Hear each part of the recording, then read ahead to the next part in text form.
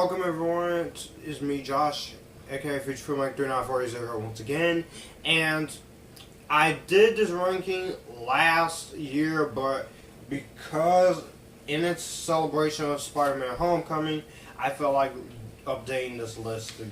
So this is my updated Spider-Man ranking, and tell me share your ranking down below. We can talk about this, but don't insult my ranking or my personal opinion on each of these movies. So, anyways, here we go. Let's get started. Coming to number 6, we have The Amazing Spider-Man, or The Amazing Been There and Done That Man, as I should call it. This is one of the most overrated superhero films. I'm sorry, this is second place, right next to Batman Under the Red Hood, and this would have been my number one most overrated superhero movie, and it would have been number one on my most updated, most overrated movies list if it hadn't been for Doctor Strange. But that movie is more overrated. That's MCU, and I'll talk about that movie. You'll see my most overrated list updated for the year. But anyway, The Amazing Spider-Man tries to do the 2002 movie, but in a Dark Knight style approach, and you steal the tone of that trilogy, and you steal scenes and copy. This movie basically has an identity crisis, and after Spider-Man 3, Sony, I felt like with Sam Raimi, he should have got redemption with Spider-Man 4. Because after watching this, I would have rather watched Spider-Man 4 more than this. This movie, there's no life, there's no energy put into it. The only good things that stands out are some of the cast, Emma Stone's, Gwen Stacy, some of the effects, some of the music, some of the action scenes, and and the music also really does stand out to me too. But everything else is what plagues this movie there. I don't like the way the lizard looks. He looks too cartoonish. He looks like the Godzilla from 1998 mixed with Cobra Commander mixed with Fan 4-6 Doctor Doom. And the fact that this movie went dark and gritty approach, it just didn't. And this movie, it was not necessary to do the origin again. And Andrew Garfield as Peter Parker as Spider-Man. I like Andrew Garfield as an actor, but I don't like him in this movie. His Peter Parker is unlikable. You don't care about him, and his Spider-Man is not even likable in this movie. And the suit looks like a freaking basketball suit. So, in all, that's why The Amazing Spider-Man is my number 6. Coming to number 5, on this update ranking, we have The Amazing Spider-Man 2. Again, this is a far better movie than The Amazing Spider-Man 1, but it still carries the same amount of issues that Amazing Spider-Man 1 has, but also brings in some new issues.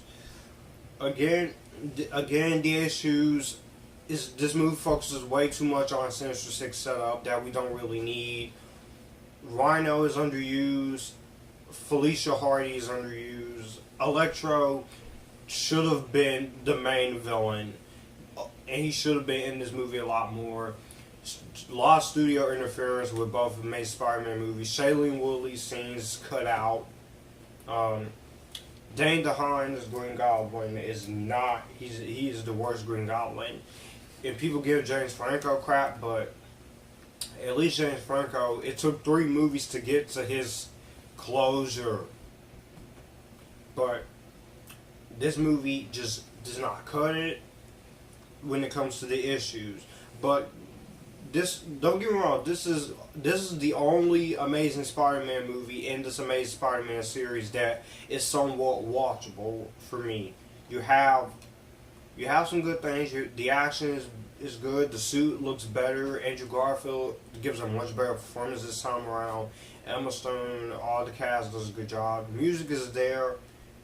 The plot is there, but again, if you would just remove the Sinister Six setup and just take Dane DeHaan out and take Rhino out because Paul Giamatti's talent is very underused. I think this would have been easily a much better movie for me, and honestly, I'm very happy that they decided to cancel this series after this movie underperformed, because it shows that Sony didn't care with these Amazing Spider-Man movies, but Amazing Spider-Man 2 is still a watchable one for me. So I can't 100% bring myself to hate this like everyone else does. Coming in at number 4, we have Spider-Man 2002, the original. I love this movie. Only nitpicks I have with this, and only reason why this movie is in number 4 is that, yeah, it is a little dated, but I still enjoy Spider-Man 2002. The origin is much better handled than 2012 reboot. Tobey Maguire is a likable Peter Parker Spider-Man. Kirsten Dunst is Mary Jane. I don't understand the hate towards her. I like her. J.K. Simmons, great casting. J. Jonah Jameson. Yeah, it doesn't have a lot of action, but when the action is there, and Willem Dafoe is Green Goblin. He's an awesome Green Goblin, and just this movie has so many memorable moments, and is more quotable than the Amazing Spider-Man one. But this is still a great movie. I appreciate what Sam Raimi did, and that's Sam Raimi. We got two more of these Tobey Maguire Spider-Man movies. But I still wish he would have got redemption with Spider-Man 4. But Spider-Man 2002 is still a good movie, despite my little nitpicks. But they don't hurt the grade, and they don't hurt the movie. So, and plus I have the movie in my collection. So the only ones I still need are Spider-Man 2, Spider-Man 3, and The Amazing Spider-Man 2. And I do plan to get Spider-Man Homecoming out as well. So that's my number 4. Coming to number 3 is Spider-Man 2. Spider-Man 2, again, what more can I say about the movie? If you go check out my original review I did in 2016, but check out my re-review of the film, because I like my original reviews for the first 5 Amazing Spider-Man movies, but I felt like I could have done more on them, but that also gave me the reason to upgrade each review I did before Homecoming, and I have to say I'm pretty pleased with the results of my re-reviews.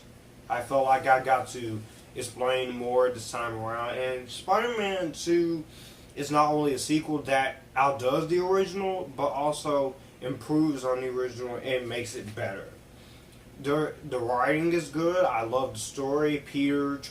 Spider-Man trying to balance his everyday life, his Spider-Man life, but it gets too much for him, and I like that they adapt Spider-Man no more. And Sam Raimi, I have to give him hands, because he took Doc Ock, a villain that a lot of people saw as a laughable villain, but I didn't see him as a laughable villain, and he made them serious. He made them have emotion. Alfred Molina does a great job as Dr. Otto Octavius. And again, you can't talk about Spider-Man 2 without mentioning the best part of this movie, which is the train fights. So, and this movie just left a very good legacy. And so yeah, Spider-Man 2 is number 3.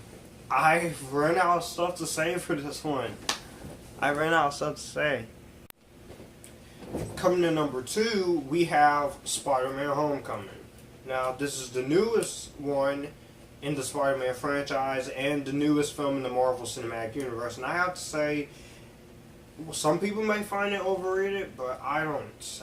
This is a return to form for Spider-Man after the Amazing Spider-Man series didn't do so high. But this one I like, but me and one of my little sisters, we have a little bit of a misunderstanding on it. My little sister said that the cast was good, but the story didn't make sense. It's a simple story, people. It's basically the origin of Spider-Man, but done different. does the man make the suit, and I like that. And Spidey, he's trying to prove himself. Tom Holland does a great job as Peter Parker Spider-Man. I think he's the second best Spider-Man since Tobey Maguire. Zendaya really did a good job here. Robert Downey Jr. is also in there. Michael Keaton as the Vulture, great job, Marvel. Great job. And Marissa Tomei is Hot Aunt May, I guess. She was great. And just, I love the humor in this movie. The high school scenes were not boring. I don't find any part of this movie boring. And the twist, I did not see it coming. I did not see that twist coming. So, I have to say that this movie, congratulations. Because you brought the character back. And this was a reboot that didn't feel unnecessary. Do you hear that? Andrew Garfield reboot series. And Andrew Garfield lovers.